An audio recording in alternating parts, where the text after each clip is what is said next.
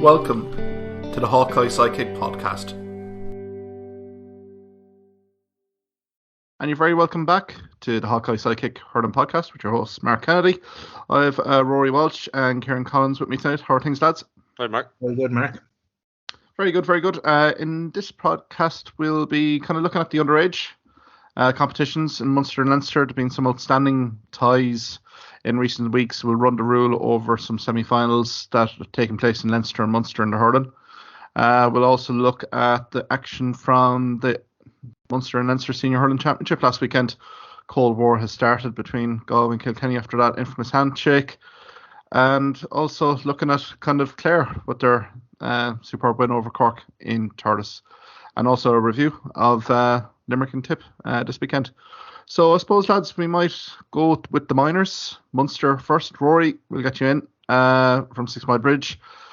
What a contrast 12 months can make. Quarter final between Cork and Clare 12 months ago. Bit of a humiliation for Clare minors, but roll the clock on 12 months and a great win for Clare. Yeah, so overall, it's a 43-point turnaround. Like last year, Clare lost to Cork by 40 points. Now, what wasn't an exceptional Cork team, and, you know, Clare probably weren't 40 points worse than them either, but on the days, you know, with underage, these things can happen, and to turn it around this year and go down and beat them down in their own yard by 3 points was a huge victory, and they're actually well worth it. Like, watched the game there Tuesday night, and like Clare kind of took lead early in the first half and kind of held on to that lead. I know Cork came back at them at times, and Clare kept that gap of 3 points, 4 points the whole way through. And played a wonderful style of play. And that what I really admired about them is the half-forward line really worked their socks off. And if you can get at that age a half-forward line that will get up and down the pitch, it's a huge benefit for a team. And they just were kind of composed on the ball. You know, especially like the Cork crowd were beginning to roar and when they were coming back at them, especially in the last few minutes. But Clare kept their composure, and for 17-year-olds to do that, as I mentioned, away from home, it was just, you know, well done for them. And Tipperary now in the final as well, and probably two teams that wouldn't have been fancied going into the Munster Championship that they would end up as the final pairing. But well done to both of them. And Tipperary had a massive win over Waterford. Watford were a small bit of a yo-yo team in the minor championship this year. They lost the Tip just by a point in the first game, then went up and got hammered by Clare and Ennis, then went down to Kilmallock and hammered Limerick, and then went and got hammered by Tipperary again in the semi-final. So yeah, it's one thing like I've noticed with this kind of age is that you don't know what you're going to get any single day. Like consistency isn't really quite there yet with 16, 17-year-olds, which, you know, a lot of the guys are actually 16, haven't even turned 17 yet. So yeah, it's still a developmental phase, but at the same time for Clare the main headline to overturn a 43-point deficit in I was going to say a year, but less than a year, considering the minor championships played a bit later in the summer last year, 10 months, let's say, is some going like. So well done to Brian O'Connell, the former Clare hurler, Wolf Tones, and his management team. Huge performance. And I suppose with the 20s, we just kind of spoke about it before we came on air. The Clare 20s ran Limerick so close, and Limerick had Cathal O'Neill that night. You conceivably could have had Clare thereabouts in minor 20s, and they're not quite there at senior yet, but they're going well so far. So yeah, and with Harty Cup success for Tulla, it just shows how things can swing very quickly once things get right. It doesn't take the 4 or 5 years, as people often say, 5-year plans. It can actually change quite quickly, and it has for Clare this year. So yeah, well done. Absolutely. Kieran, bring you in there anyway. What were your impressions on those minor games? I think if you're looking at Clare, the change around from last year to this year, you could say the same about Cork in the other direction. You know, all the talk last year, the Rebel Treble and all the youth that was up and coming, you know, and to be probably, you know, fair to say out of all three competitions, minor, 20s and senior, a fair chance of senior, come the end of May, middle end of May. So, you know, just looking at the match last night, I suppose like Limerick and Tip, two impressive teams, really went at it. I think Limerick probably just had the greater firepower and took the scores under pressure more than Tip. You know, they kind of always kept Tip at arm's length. And I think the before half time, you know, the scoring 7 of the last 9 points, I suppose, you know, was a big plus going in 7 ahead.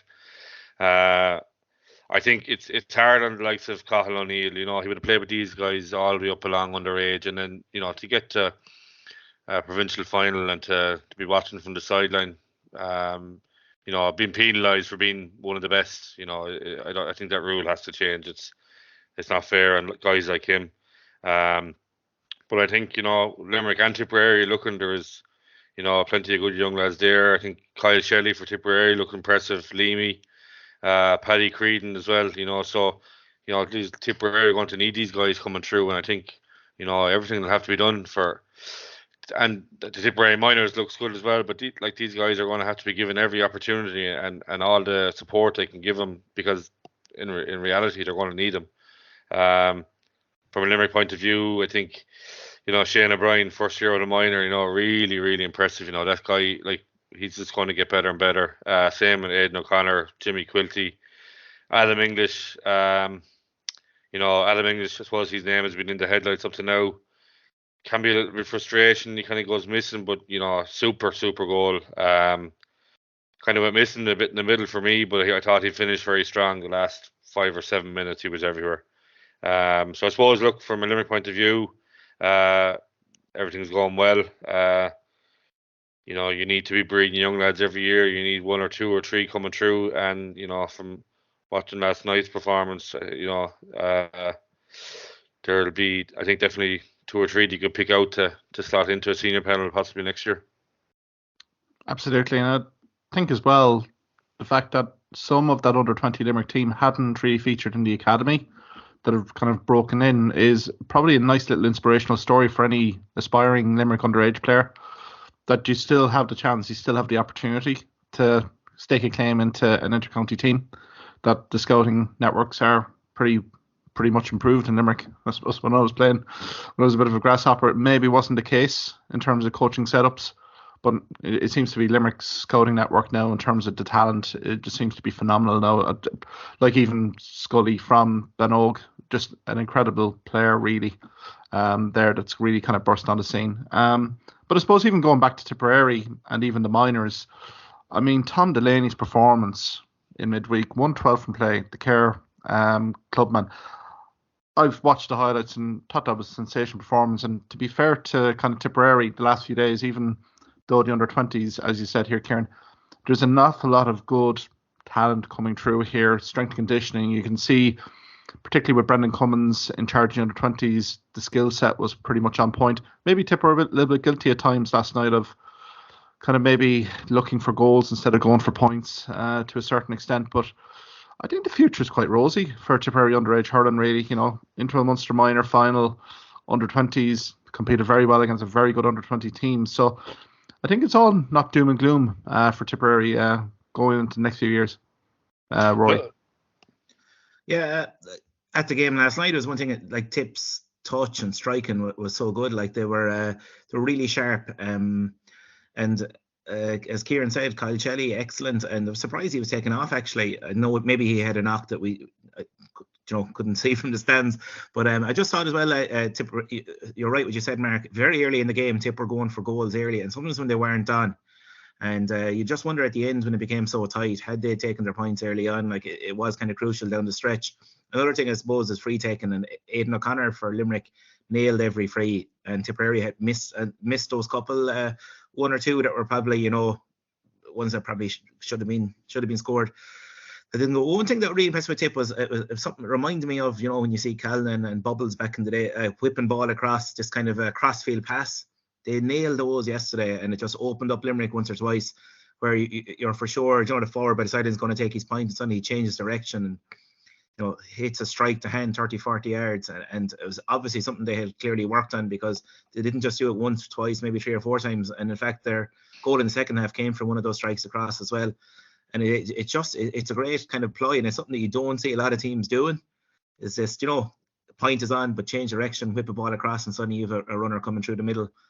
And I must say I was impressed with Tip. And as we said, it looks like doom and gloom for their senior team. And I suppose we'll get onto it later, the possible trouble they could be in at the weekend, especially if Limerick have Flanagan and Hayes returning. We'll get onto that later. But there is huge hope with their minors and under 20s. To go down and they could easily, like last night, have won the game as well. you know, and it took everything from Limerick, 12 different scorers from the Limerick team. Every time Tip got back to 2 points, Limerick, you know, found that extra bit. And again, we spoke about composure from the Clare minors, but the Limerick 20s had it in spades last night. And as Kieran said, Adam English, who had gone missing, suddenly, like when things really needed, he went back deeper and won some dirty ball near the end. And, you know, crucial things. Another small thing as well for Limerick, Paddy O'Donovan, who really talented forward, has been injured with a hamstring injury basically all year. And he came on, first ball, he scored a point, and I thought he used the ball quite clever after that. He's only going to get better, like he's just back into training, and it'll be a boost for him going into the All-Ireland final. He'll have another 2 weeks training under his belt. And yeah, it was mentioned, I suppose, that this is a Limerick team without Dermot Hegarty, who scored 1-3 in the Munster under-20 final last year. Cathal O'Neill, as Kieran pointed out. Liam Lynch, who was a star for the Munster intermediate team. Unfortunately, he had a cruciate injury as well. So they were down like big players. And I know Tipperary, unfortunately, lost Ed Connolly from Lockmore. Yeah, exactly. The week, yeah, who had scored 2 points in the from Wingford in semi-final and was going quite well for them. I think he picked up the injury in the 64th minute of the semi-final. So talk about unlucky timing. So yeah, look, I suppose both teams could point injuries inside, but I just thought it was a tremendous game. Everything you want to see in hurling, especially at that age, like both teams going for it, skill level really high, work rate immense, and two teams, you know, like there was times I suppose where Tipperary were down 7 points, 8 points, and you thought, you know, Limerick could go on here and win by 10, but they also dug it out and made a match of it 2 or 3 times during the game. And coming down the stretch, yeah, it could have been anyone's game with 2 minutes to go of normal time. I think that's the thing with the under-20s, you know, they're not as bogged down with systems and, you know, and plays that they're drilled into and trained. You know, I suppose the managements have these players for a short time, and, you know, it's good loose hurling and, you know, end-to-end stuff, and, you know, it's great to watch compared to some of the senior games that are being put on these days, I think. Absolutely. No, I mean, it was very enjoyable watching and viewing, really, to be fair. And, you know, I think congrats to all teams there. And I think for Clare underage as well, it's a superb story from 12 months ago. And again, for Clare minors, you know, and into a big dance, All-Ireland series, minimum, quarter-final, round robin with Galway and the Leinster runners-up. And maybe we can get to the Leinster Minor Hurling Championship. I know it's very much in the quarter-final stages, but there has been a few notable results here, particularly on emerging counties, namely Laois, pulling up a lovely result against Wexford in O'Moore Park, 213 to 38. And Offaly, I know, Ruairi, you've tipped pretty heavy here on this podcast series, a team that could go places. Gave a nice performance against Antrim in the quarter-final.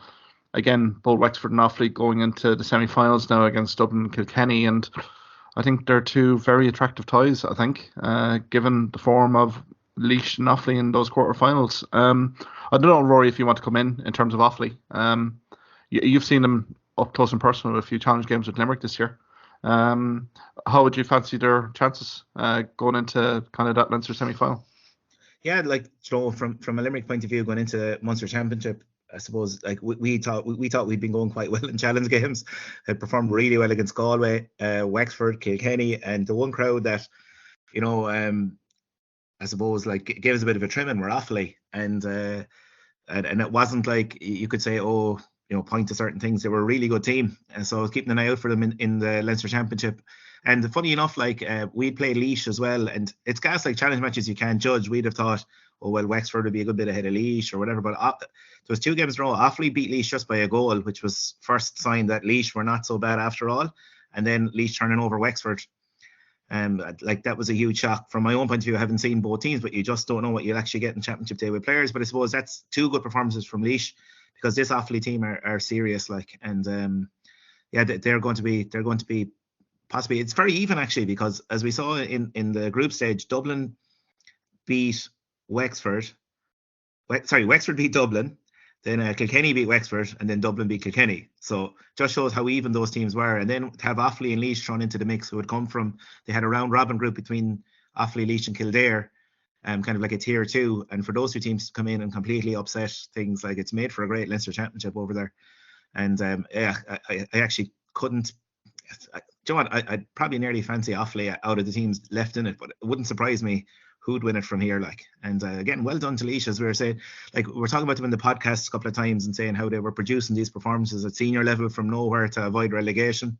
But it's great to see them now have an actual team take a big scalp, like to take Wexford scalping a knockout Leinster minor championship match is a huge win for them, and that's what they need actually. And they had a very good under-20s team as well this year. We had 2 lads in UL. Ian Shanahan captained the UL Fresher 2 team, centre back, and he's been called into the Wexford to the Laois senior panel. And for them to, I think it was a point, Wexford beat them, and Wexford now in the Leinster final.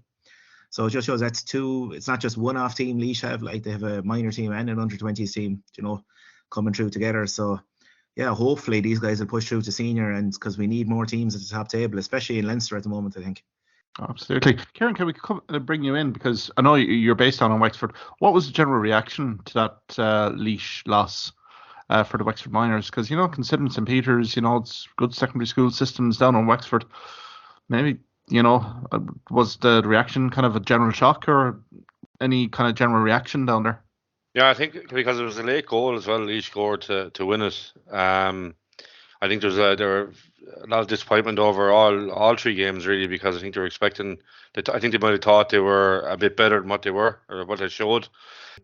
And I suppose if you're looking forward, like the under-20s, okay, they're in a Leinster final. I don't know how good that team is, and I think looking at the bookies odds, I think Kilkenny are clear favourites for it, and how good there is a lot of, I suppose, elder statesmen in the Wexford team that they need young guys stepping up, and it's hard to see. I suppose the under-20s team, you wouldn't have picked out too many against Dublin to take the jump to senior straight away. Like, although Mark, that Wexford team beat Kilkenny. I know it was 3 years ago and a lot has changed, but they wouldn't have that fear of Kilkenny maybe because they have been beaten underage. But looking at both games, yeah, they look to be the Galway Kilkenny game did seem to be a level above the Wexford Dublin game. Yeah. Sometimes it's hard to judge in semi-finals as well, and as I said, Wexford won't fear them either because they've had their number in the past.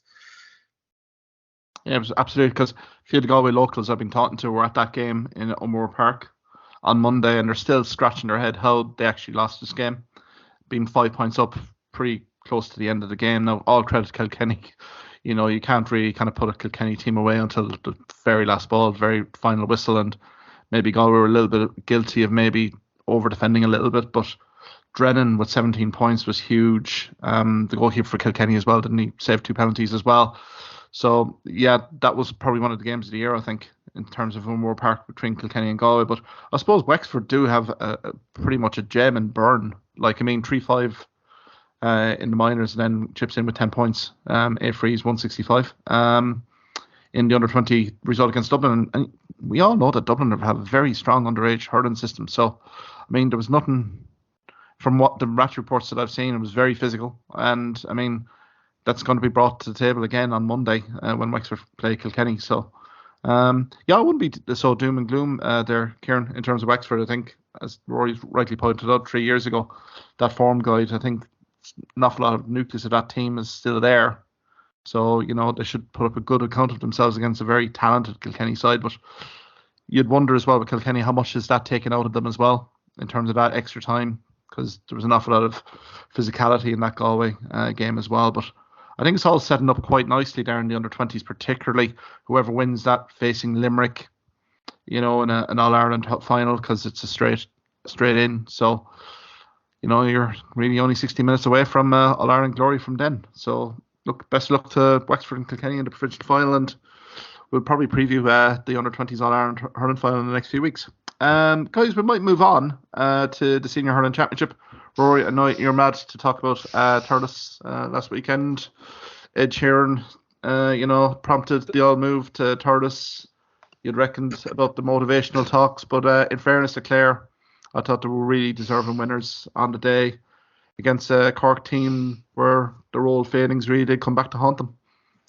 Yeah, and to begin with, the amount of people that were saying, "Oh, Cork love Thurles" before the game, but that's a traditional thing going back years. But Clare had won their last 3 championship games in Thurles. That's a big deal going in there. For the present bunch of players, they obviously love playing there. Be Waterford, Wexford, and then Tip just a week before, and having a dry run with the Tip game. Going in there a week later when you're familiar with the dressing room, familiar with everything, and have your timings nailed for things like that. It's no surprise that Clare started so well in the game. With those things, with those factors, it definitely gave them a bit of an advantage. And I think it's massive that Cork lost home advantage there. To go down, and I know Limerick, who've had this kind of let's say who to sign over Cork and have been well able for them the last couple of years, but it's been the opposite for Clare. Clare have really struggled against Cork of late, and to then have this game in Thurles in a venue where this Clare team obviously love playing, it's just a huge boost for them. And like as I mentioned, going back into the league, like it started kind of Clare had started with a load of injuries, and I remember got walloped by Cork in the round, and I was getting worried about the Clare backs, and it was the game against Limerick where the back settled that day. That game in Ennis, and I know you could say, oh, league game and Limerick were trying really hard, whatever, but it was just the fact that the Clare backs looked organised and puck out strategy seemed to be working for them, and that like gives confidence to the whole team then that when your backs are solid anyway, it does give confidence out throughout the team. And it was some display from the forwards. Just the shooting from range early on was incredible. Like they were scoring points from all angles, like, and Cork maybe sitting deep saying, okay, we won't give up goals today, but like Clare were able to fire over points from the half-hour line midfield at will. Cathal Malone got 3 points, David Fitzgerald points from distance, Shane O'Donnell again, and even David McInerney from half-back chipped in with another point. And it was just it was some display. Now the worrying aspect again is that Clare gave up a lead and let Cork back into it, because this has been a trend. Like even against Tipperary the week before, they were up 13 points, and you're thinking like if this was Limerick, they'd go on and like crush the game. But Tip got it back to 5 points at one stage, and had they got a goal then, and they had goal chances, Tip, Clare had let them back into a position where they should never have been. Last year, Clare were up 111 to 3 points against Wexford, and just won by 3 points in the end. So that was another one. And then even last year against Waterford, Clare were up 9 points at half time in the Munster Championship and only held on by 4. So it's something that's worrying, is that they can't seem to they don't have that killer instinct.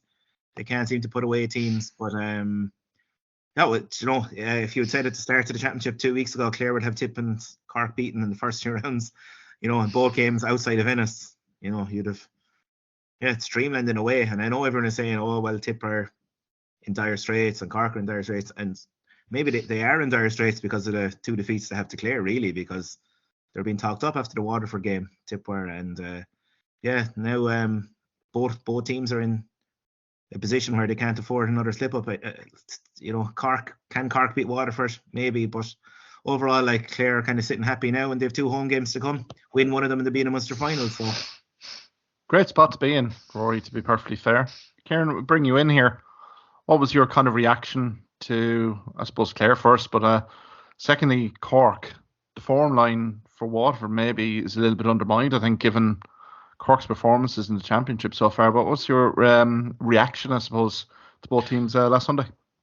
I think coming into last week, there was word that Cork were locked away in Fota, and everyone was expecting to bite back, but Lord James, they must have been playing golf all week, because not a whole lot changed for me.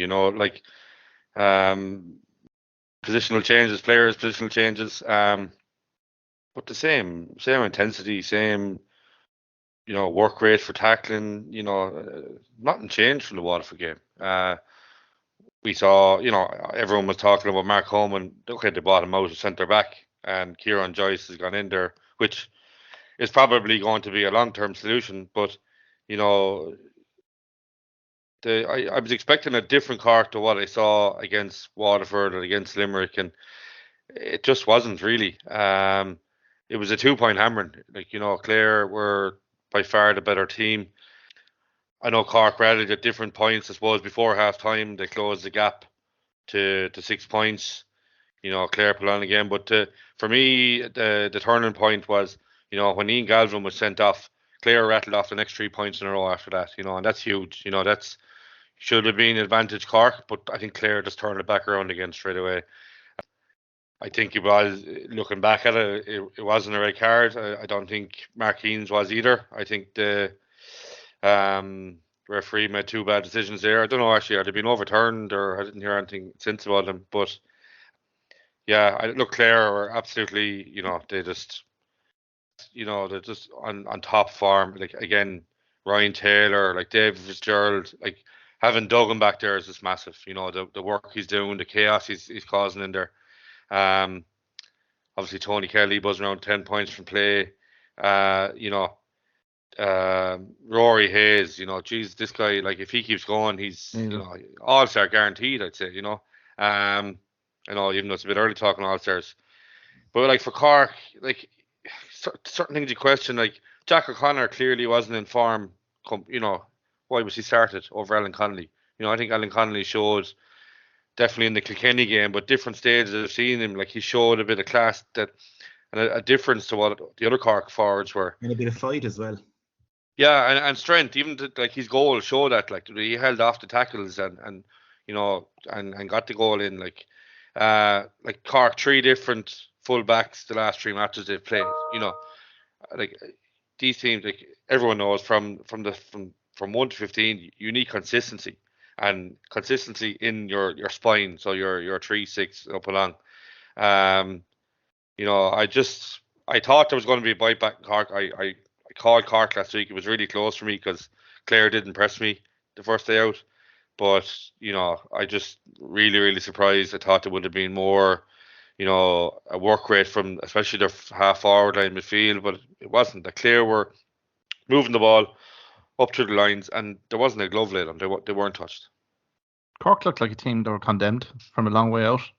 I mean, there was, dare I said, the Dara Fitzgibbon goal at the end to maybe embellish the scoreline a little bit. If you didn't look at the game, 2-point loss, fair enough. But I think Clare got the matchup spot on in terms of the half-back line, midfield, and half-forward line. And in fairness to that Clare half-forward line and midfield, they do have pace to counteract what Cork would bring to the table in terms of the run game. And I think, to be perfectly fair, Rory, you've kind of called it out here. Like, I thought Cathal Malone was absolutely superb on the day in midfield, really marshalled things so well. But then when you have that half-forward line containing Shane O'Donnell and Tony Kelly, and if you're going to give them guys space, I mean, they're going to absolutely destroy. And so it kind of proved, I thought it was from Brian Lohan, James Moore, and the rest of the management staff, I thought it was a really superb management performance from Clare to get over the line here. Yeah, and there was one stage where Collins in goal for Cork, like, I felt sorry for him because he couldn't puck it anywhere, because every time he pucked it, if he went short, like, Clare were just swarming them, turning it over. When he went to go long, the likes of Ryan Taylor were just using the pace, getting a hurry to intercept. And then, so there was one stage, like, where I'd say, I don't know, maybe there was 7 puckouts in a row where just Cork couldn't get the ball past midfield. And, like, that's no platform to win a game. And, like, we mentioned this before, like, Patrick Horgan is getting away with a lot because of his talent. And there was a time 4 or 5 years ago where you could get away with a forward who didn't, no work off the ball because he was scoring 5 or 6 points from play. He's no longer doing that. So, like, it's a huge call for Cork, like, and the fans love him and everything. But really, Kingston should have looked at the All-Ireland final last year, the game in Páirc Uí Chaoimh, and made the tough decision to say, we can no longer afford to start Horgan. We need workers on the forward line. Because that's the main, like, I mentioned this today, I was down at Páirc Uí Chaoimh for the Limerick and Cork game. When Cork backs had the ball, the pressure the Limerick forwards are putting them under, it was like a different sport when Limerick had the ball at the other end and were just let work the ball out because there was no effort from the Cork forwards. And the fact this happened again at the weekend, you're just thinking, it's not a case that the players weren't up for it, it's just they're not capable of doing it, I think. I'd love to see their training games, Cork. It must be just, 3:35 to whatever. Pure natural hurling. Yeah, probably great to watch if you were down to watch, but obviously, like, there's very little tackling coming in, and James mentioned, I think it started the year as well, about the likes of Bill Cooper going, and lads would kind of say, Bill Cooper, how did he fit in with that Cork team? But he fitted in because he was doing donkey's work for them, breaking ball and doing all the dirty stuff, and they've nobody to do that now. It's just forwards that are hoping that they'll get space and that they'll be able to score from outside the man, because it's like, I'd love to say that there's going to be a reaction in Cork and that they'll go now. And no, look, in sport anything can happen, but the indicator, unless he completely rejigs the forward line, like, the indicators are that those 6 forwards, it's not in them to do the dirty work and do the tackling and all that. They just want an open game where there'll be zero contact, basically. They want no contact hurling, and you're not going to get that in Munster Championship, as they found out in the first 2 rounds. If they do want to get up to speed, like, it's not something that can be changed, from one game to the next. There's obviously a physical presence that's not there either, and that's going to take a lot of work over possibly a 1, 2, 3 year period. just on Horgan, I think Horgan probably did have one of his better games scoring wise. Because the last few games he hadn't been scoring from play. I think he had 4 from play maybe. But he missed. He actually missed some easy frees, which at the end I know we were saying that 2 points flattered them, but he missed some frees that he normally wouldn't either. And if he's kind of in there for free taking, I thought Conor Cleary did very well in him. He got one great point coming out the field over his shoulder, all right, but he's pretty kind of well marshaled. Kind of had you a forward in there who would chip in with a couple of points, but also work harder. It's just kind of unbelievable that the pick Cork have and that they can find a few forwards that do a bit of work for them. I don't think anyone's going to question them either going forward. It's the work that defensively it's where the question marks are. It's like they all want to score, they all want to run a goal, but none of them want to trace back and defend their own goal. So yeah, it's very indicative though. Cork Senior Hurling Championship games that I watched, particularly around the pandemic times, it's very free flowing hurling. I mean, there's not much physicality involved here. It's the skill set's there. You beat your man. There's not much, I wouldn't say, physicality compared to maybe a Limerick or a Clare or Galway championship that I was also seeing an awful lot of. Very much, very high scoring games. So I mean, from that perspective, it's kind of set the tone for the seniors here as well a little bit. But I think the warning signs mark are there when you see Munster club. Apart from Newtown Chandrum, who are a one-off exceptional team, no Cork club has won a Munster since the 80s. Yeah. Apart from Newtown Chandrum, that's shocking. And even the last few years, you saw Kilmallock this year, walk the game, it's just something. And I think it does come down to club hurling there. You're throwing guys into a county team trying to say, okay, you have to work hard and tackle, but club championship, it doesn't happen. But I think a lot of it as well is down to the refereeing in the county. So I think it's well known, the Kilkenny Club Championship, I think there's basically no referees there. It's like a free for all.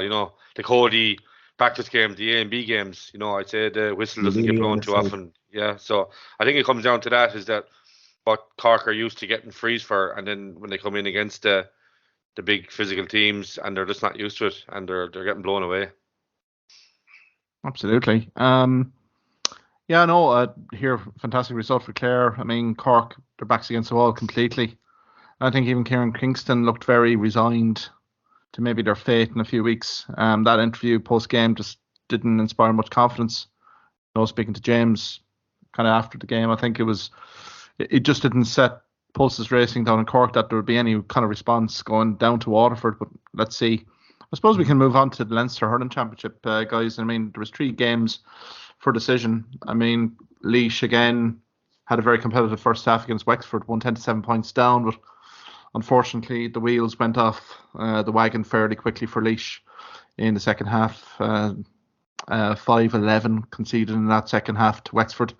Mark Fanning scoring 2-1, 2 penalties, 1 free, again 6-21 to set 12 points. I mean, another kind of heavy loss for Laois, so a bit of a regroup required there. And in fairness to Westmeath, they were competitive for good long periods against Dublin.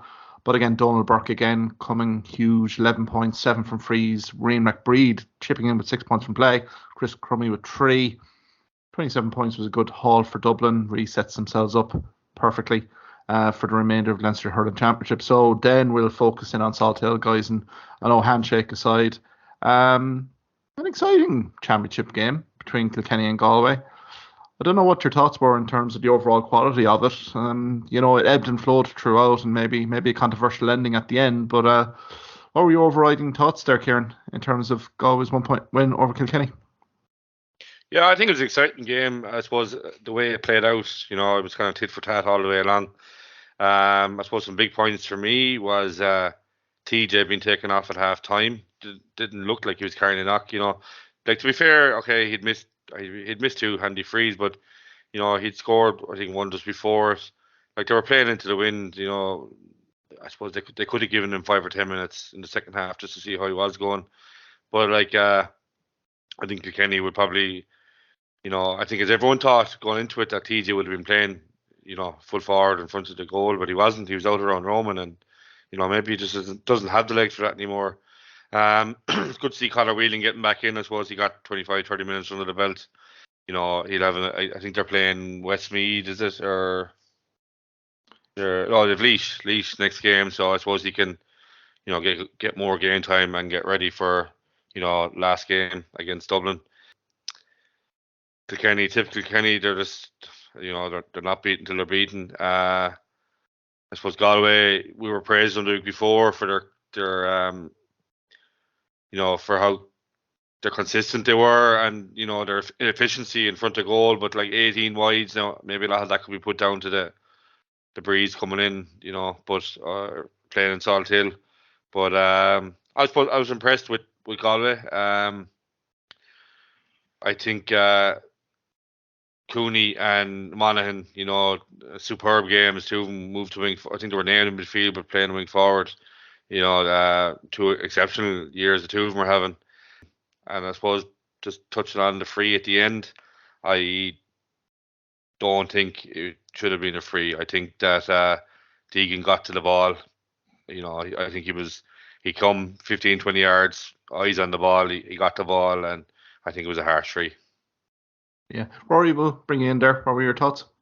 Yeah, I suppose just to start with the free, I suppose it was funny how Galway's 2 games have kind of swung on a free at the end, wrongfully maybe against Wexford, where the free was taken off them, and then to win it with a free that, yeah, to be, I can see how the ref did give, in that he came and there was a big collision and all the crowd roared or whatever, and in the heat of the moment how he could give the free. There was a couple of soft frees they got coming out of the backs before that, I thought. Dahi Burke got one and Garrod McNerney got one, and I was miffed at a couple of those frees a couple of minutes before that. But yeah, it was actually near the end where you were on about the 18 wides, Kieran, that Galway started kind of shooting, and they hadn't been doing it in the first half, shooting from kind of crazy angles out by the sideline, and they hit 3 in a row wide there from the same corner, the top right corner is looking at from the telly. And yeah, there were kind of moments, but I suppose then we were on about who'd stand up for Galway with Joe Canning gone. And in fairness, like David Burke chipped in with a point near the end in a crucial stretch of the game. Con Cannon was superb, I thought. Really was a thorn in the Kilkenny full back line throughout. Like, he showed good leadership. And then Conor Cooney, whose leadership I've questioned in recent podcasts here, but he did nail the free. And not just that one. In the first half, he hit some great long range frees as well. So I think of all things, Shefflin will be delighted that, like, Kilkenny did come thundering into the game second half and throw everything at them, and even to concede a soft goal, and it was a very soft goal. One's like, they shouldn't be giving away in a tight game like that, but then to respond and get the win was massive for them. And just in terms of, you were talking about the quality of it, Mark, like I thought for effort it was just like Limerick and Waterford, both teams physically thundered into it, but yeah, didn't quite have the kind of class or whatever of the Calum Lyonses, and and from the Limerick point of view, Burns is, what we saw in the Gaelic rounds the week beforehand wasn't quite up to that. That was my own view looking at it, but it still made for a great game. And it does look like, and I'm going to say this now, it does look like Leinster is that bit behind the Munster Championship at the moment. But at the same time, one-off games, you would not be surprised if Galway or Kilkenny taking out any of the Munster teams. But are they going to go and win in All Ireland? Win 2 or 3 games back to back? I don't know. I actually don't. But yeah, as I said, great game. And for Galway, Conor Whelan, he looked fair rusty. It just shows missed 2 weeks of inter-county training. He looked fair rusty compared to what he was in the first half against Wexford. When he came on, missed a great goal chance from the rebound, where he kind of pulled and hit the ground and it trickled out wide. And at that stage, that would really have, put Galway in the driving seat, and they wouldn't have had that squeaky bum finish that they had. But yeah, great game, a huge win for Galway, and a kind of more or less like with Laois coming up, you could say Galway are more or less true in a way. Even if they lose the last game, they probably have enough done. 7 points. They've certainly put the pressure on Wexford, haven't they? Given that result against Kilkenny, because I know Wexford have to go to Kilkenny and UPMC Nolan Park on the final round, and conceivably Dublin travelling to Galway in Pearse Stadium. I think, to be perfectly fair, it's looking a bit a bit ominous for Wexford right now. But I suppose for Galway, the reaction really coming from the locals here really is the defensive kind of frailties, particularly at the back, particularly with Donnelly's goal. Now, credit to Éanna Murphy straight after it. Then he spots the Galway kind of player in the middle third, creates the free. But again, there's some people here that are really questioning Éanna Murphy in terms of distribution and maybe shot stopping ability a little bit. But all in all, I think Galway, that's a massive win for him. And Fintan Burke as well, the 2 sideline cuts were absolutely incredible as well. But I think Galway also have the conundrum in the full forward line. Concannon's very much a full forward.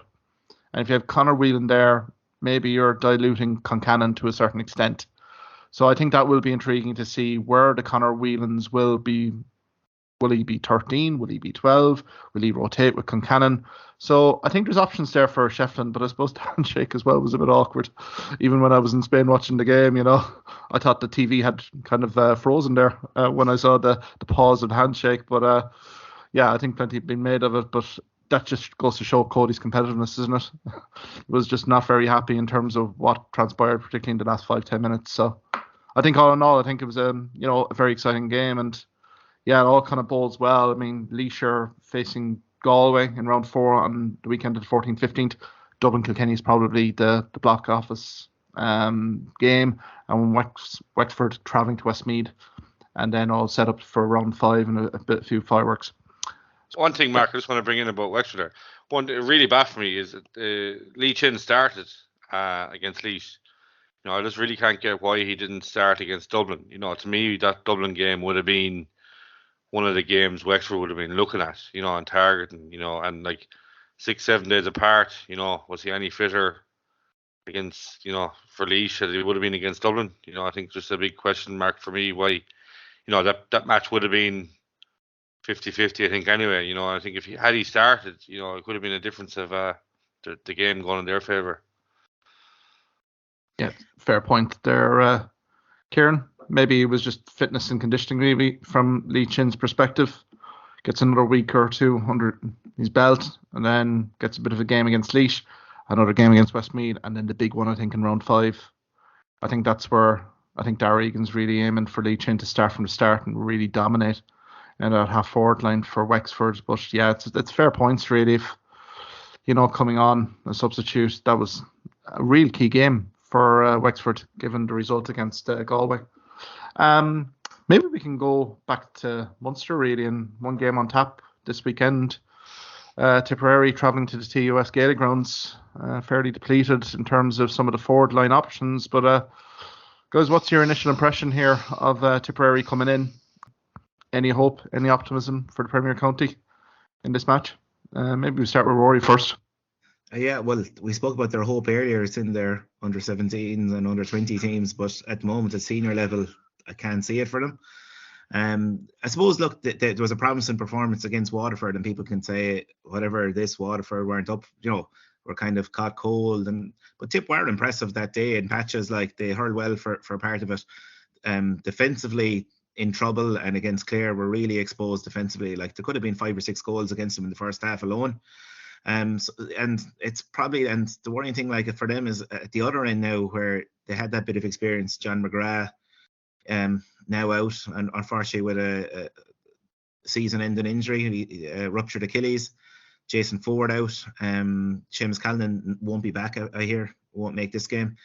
So you're looking at half the forward line missing as well. So yeah, it is kind of real time do or die and step up for the younger guys who have forced their way in this year. But it is hard to see anything but a Limerick win. And by all accounts, you're looking at Flanagan back this week, and Hayes is probably there if they want to use him as well. And yeah, just as we mentioned there, Munster and Leinster Championship, like you can almost at the moment say after 2 rounds, Clare, Limerick, Waterford are probably the 3 teams going to qualify. But in Leinster, it's going to come down to the wire in the last couple of games, which is probably the opposite way of what we might have thought. But look, yeah, it's. You'd have thought beforehand, if you were saying Limerick and Tip, especially after, let's say, last year's Munster final and the way Tip performed in the first half, that they'd have some hope this year. But it's hard to see now. Things have changed so much since last year's championship. And yeah, it's hard to see anything but Limerick with a double-digit win. Yeah, Kieran, bring you in. Yeah, I mean, I just actually saw a list of players that, I suppose, if Colin Bonner was looking at taking this job last year, and these players are Tipperary, man, I suppose are just not available at the minute.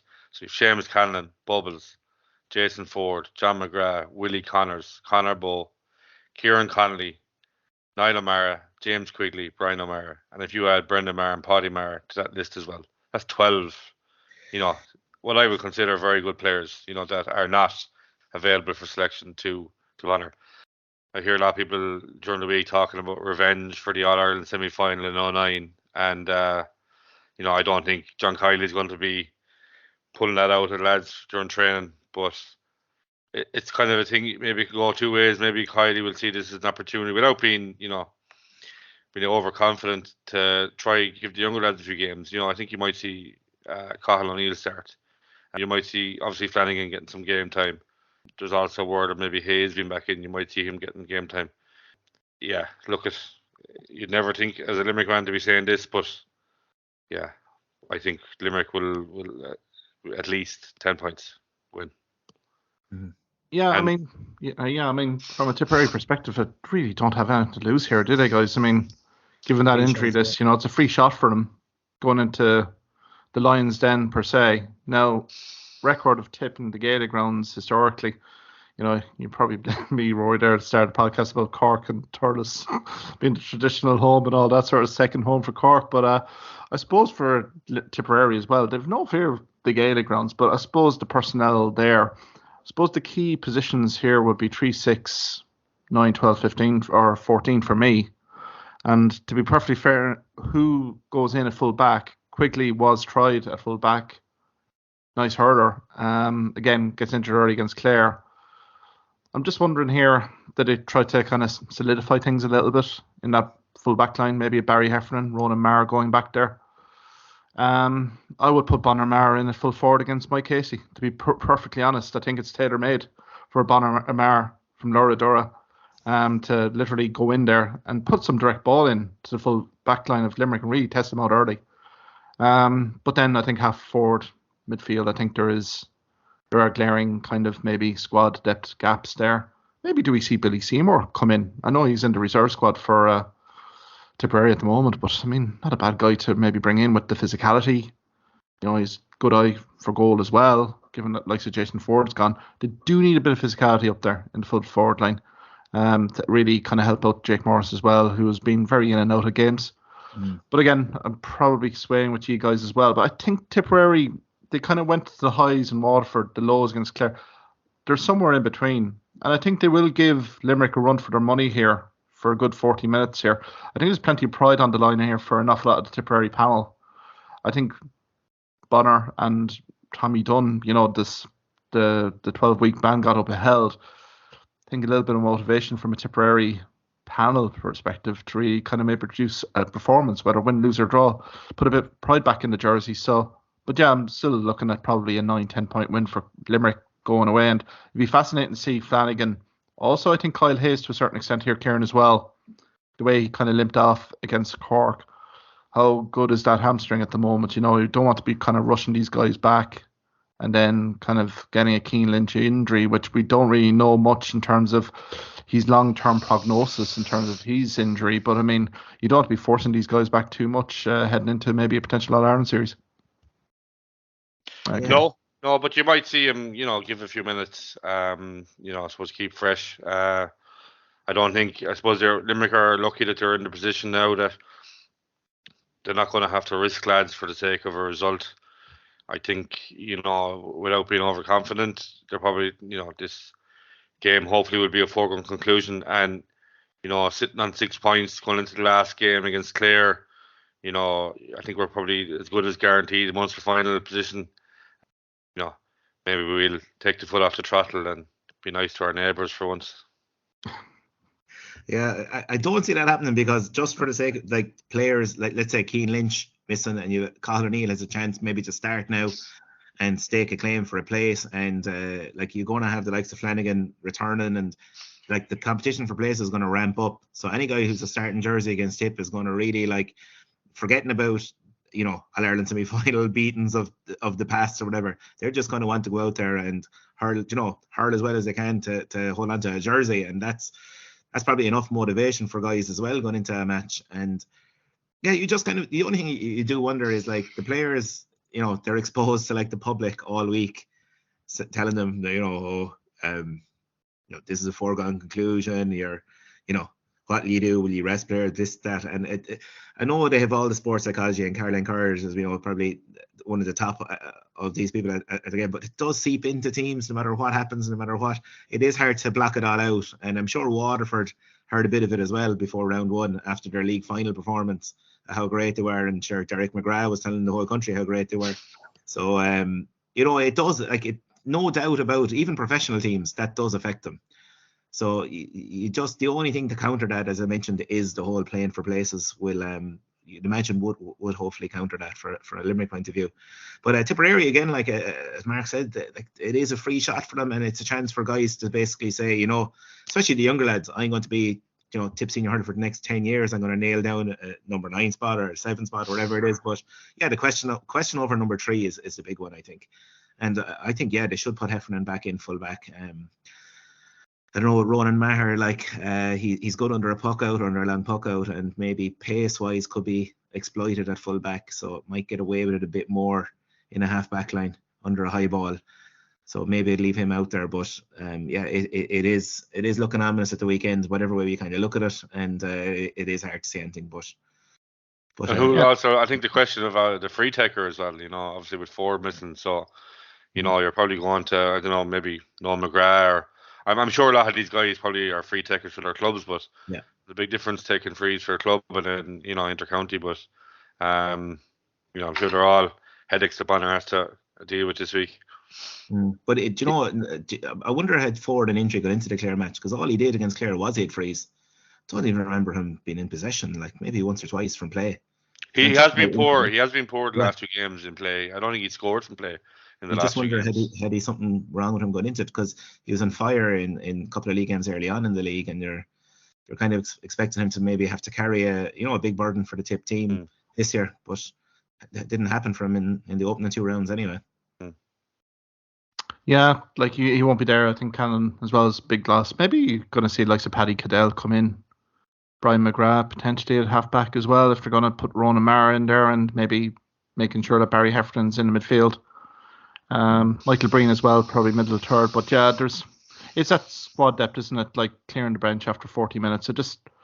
It's a very tall order here for Tipperary, but local derby game, where myself and Kieran are from, originally in Limerick, we're not a million miles away from Newport, and pretty passionate Tipperary supporters, so they'll be well riled up to come into the Gaelic grounds and do a job on Limerick. So we won't count our chickens just yet, Kieran, but you'd have to suspect that if Limerick are focused, put on a performance, they should have plenty to probably get past, but we'll probably have egg on our face next week.